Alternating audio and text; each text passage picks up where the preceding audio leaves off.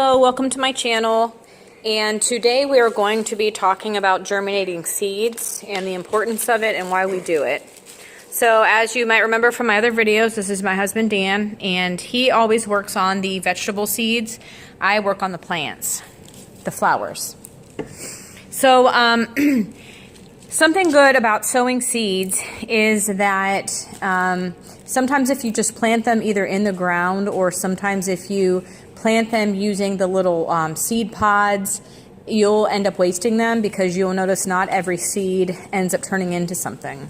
So what we do is we germinate our own seeds, and what ends up happening then when we germinate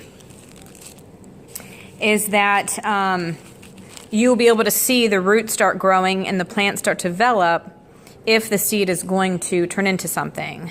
So what I like to do is I like to pick out, I have my favorite variety. We live in Northeast Ohio, so some things do better than others. I usually get a mix of perennials as well as annuals, and I like to get them based on height. So then when I plant stuff, I can start with my trailing, smaller, growing plants in the front, flowers in the front, and then I'll get something that's maybe a little bit taller, and then something to put behind it.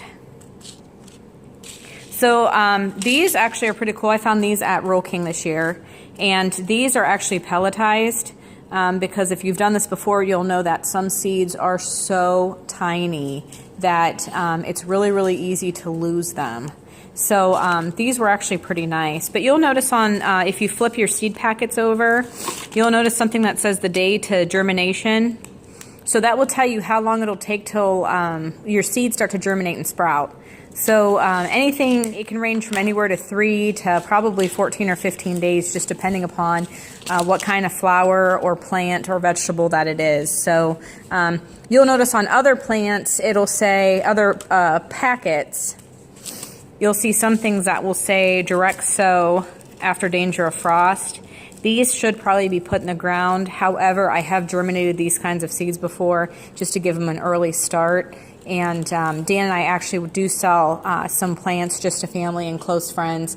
So typically when it comes to flowers or even vegetable plants, come the end of May, which is when us in Ohio like to plant our vegetables and our flowers, people like to see what the flower is going to look like, or they're going to like to know that their tomato plant is healthy. Process step one, we have a roll of just regular paper towels.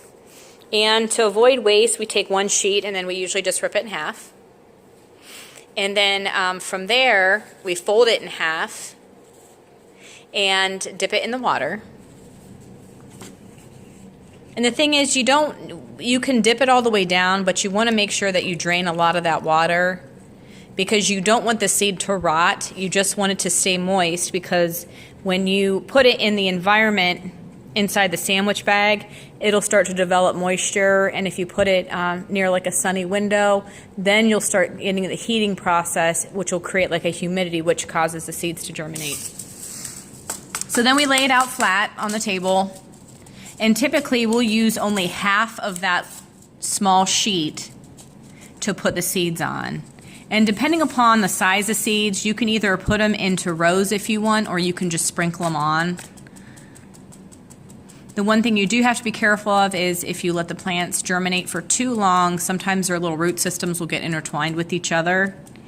This way also, if you let them germinate too long, sometimes the root systems get intertwined with the paper towel, but it's biodegradable, so it's not a problem just cutting away or pulling apart the paper towel, protecting the root.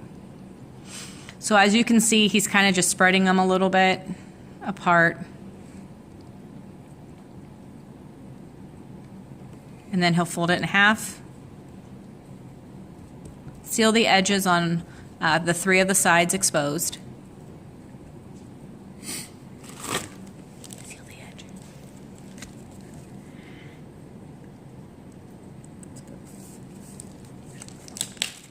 And then he'll place it in, these are just your regular sandwich bags that you put sandwiches in.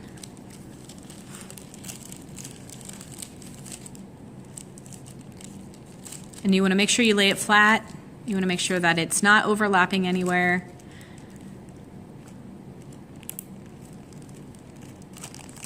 seal it, press the air out of it, and then from there you take the marker, and then we always just write what kind of pepper it is or what kind of tomato it is, just so we know, because again, since we'll usually sell these to some family and friends as well as keep some to ourselves. A lot of tomatoes can look the same, but they may be different varieties depending on acidity, color, etc. So that's your final product. And then what we'll do is we'll put the stack by a window that can get a little bit of light, either a lot of light or just natural light. In our example, we'll put it near, we have actually some big picture windows here. And it doesn't have to get sun, it just has to get natural light.